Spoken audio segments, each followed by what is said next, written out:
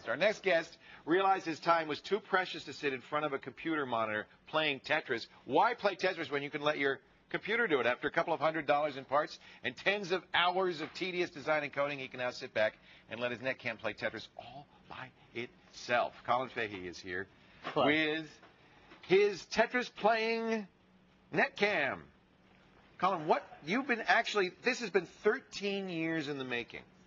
Yes, actually, I thought of the concept back in 1990, but technology just wasn't up to it. Yeah, that's right. Technology, the CPU speed is basically the biggest bottleneck. It was not that hard though to teach a computer to play Tetris. No, actually, the algorithm, the core of the algorithm, I developed back in 1990. Right. So it was just, the hard part was getting a netcam. The video processing. I mean, it's very computationally intensive. I mean, for a single application to do both the video processing and the AI, and rendering, it's just a little bit too much for the earlier PCs. Now, I may be the first person to have mentioned this to you, but couldn't you just write a computer program that would just play Tetris?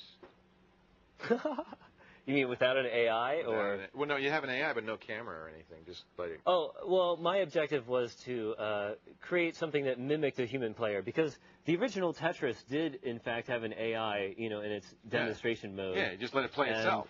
I thought it would be interesting to one step beyond to simulate the human, actually playing it, so that the input coming from the game would be the same as, a human player, so it would have a vision system. That's a challenge, yes. Actually. So the camera is watching the game on the screen here. Right. So there's a computer. There's two computers involved in this, right? Right. This is a Tetris game on the screen, and you actually kind of written your own special version. It looks like. Yes, the original version of Tetris had some irregularities as far as input and rendering, and so I needed to write my own so that it would perform more reliably. It all seems so easy at first. So there's the game. There's the camera watching the game on the screen. So this is the actual game playing. The camera watching the game on the screen. Then the camera feeds over to this computer over here, right? Right. This is the identical piece of software, only it has video capture input enabled. Right. And it also has the ability to send RS-232 commands, which is a special protocol, serial protocol, to this device. And this is what? A keyboard actuator? It accepts RS-232 input, and it triggers relays, which I've modified this computer keyboard so that it, in essence, presses the keys on the keyboard, just like a human being. Okay. So let's see this thing at work. You're going to start the game on this computer over here. Right. It will then the video input will come into here, and it will recognize the pieces, and then it will spawn the exact same piece on its impression of the game and start playing. The artificial intelligence is on this machine. And it will actually play with this keyboard. And it will play through the keyboard and play this game over here. I get it. I get it. Let's see it now. So you're going to start the game on computer number one. And there's the game playing on computer number one. Now, what you're looking at in the full screen, folks, is computer number two. And on the right-hand side of computer two is this over here. This is the picture of the game. Right? Yes, that's right. That's a picture coming from the netcam. So what's happening now? Actually, let me reset. Did I break it? Yeah. Well, it's a funny story, but so in this grid here, if you move the mouse, that's I screw it up. Okay. Yeah, so in this grid here. In this grid here, it actually senses. See, they're not seeing your finger. That's why I moved the mouse. Nobody can. No, we'll see it now. We're gonna see a finger. So in this grid here, it's looking at the piece that's coming. That's right. Okay. And it does a very simple type of image analysis on it. It simply it divides it into a 4x2 region of pixels, and it basically counts up a majority of pixels in a certain region and decides, what the shape is based on that. So now it knows the shape. Right. Now you also had to write a Tetris playing algorithm to figure out what to do with the shape now. Once it gets the shape, then it has to decide how to place it onto the board. So in a Tetris shape, there's 4 different ways it could be. And there's 10 columns here, so there's 40 different ways to play any piece. That's right. It explores all the possibilities of rotating and moving left and right, and then dropping onto the board. So there are 40 different possibilities with each piece. Do you look at every one of them? Yes.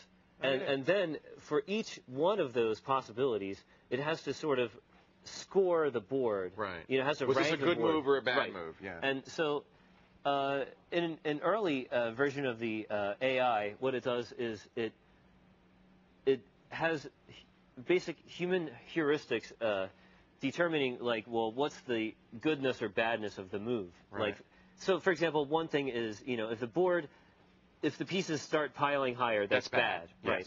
And other things is if you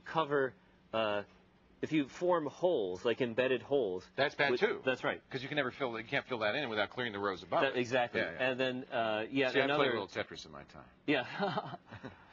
So have we all, I imagine. Yeah. And another bad thing is forming narrow wells, because the only thing that can fill a well is the long piece. See, I do that. I'm bad about that. I like the narrow wells for some reason. You're right, and you can't get rid of it. It's playing very well right now. It's cleared almost down.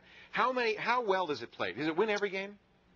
No, in fact, no game is winnable because there's always a pathological sequence that can end any game. I mean, in other words, you could get such a bad sequence of pieces that you couldn't possibly place them. Even a perfect AI could not survive a certain sequence of pieces. And eventually that's going to happen. It might take millions of moves. But That's right.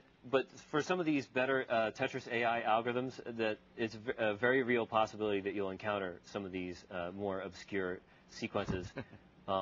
Like, for example, there's actually a differentiation between an algorithm that considers only the current piece that it sees on the board. Right. Right. And so it sees the board and it sees the current piece and it decides what to do. That's fairly simple. Right. But a more sophisticated algorithm, it has the current board and the current piece at the top of the board, but then it also has the next piece. So most Tetris games let you see the piece that's going to be right. next. Yeah. And so you're seeing into the future a little bit. And that adds a little complexity here. Right. And it also adds a lot of possibilities in terms of combining the two pieces. Right. Like, for example, that maybe dropping the first piece might create a bad scenario, but then the next piece will fix it. And so this dramatically improves the performance of the algorithms. You put this on your website, colinfahey.com. Slashdot picked it up. You've got 31,000 visitors in the first day. 35,000 visitors the first day. And a bill from Earthlink for how much? My Earthlink bill was $7,000. So we're asking Earthlink, they're watching, please help this guy out, okay? Because he can't pay that.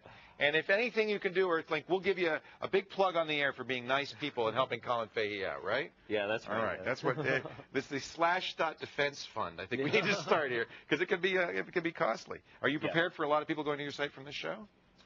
Yeah, I mean, month to month, basically the bandwidth clock is reset. Oh, I hope so. Anything you want to do in the future with your netcam and your setup here? No, this was basically a project that enough? Yeah, I mean, this is a project that I was forced to put on the shelf for many years, and I just decided, well, now the technology's here, I thought I'd give it a crack. To learn more about Colin's Tetris netcam setup, it's really a neat hack. Completely useless, but cool, and that's what a great hack is, right? Useless but cool. Go to our website, thescreensavers.com. Go there, and then spread out your visits to colinfahey.com so it doesn't have too big of a bandwidth bill. And Earthlink, I mean it. If you can help this guy out, let me know, all right? Stay put, folks. We have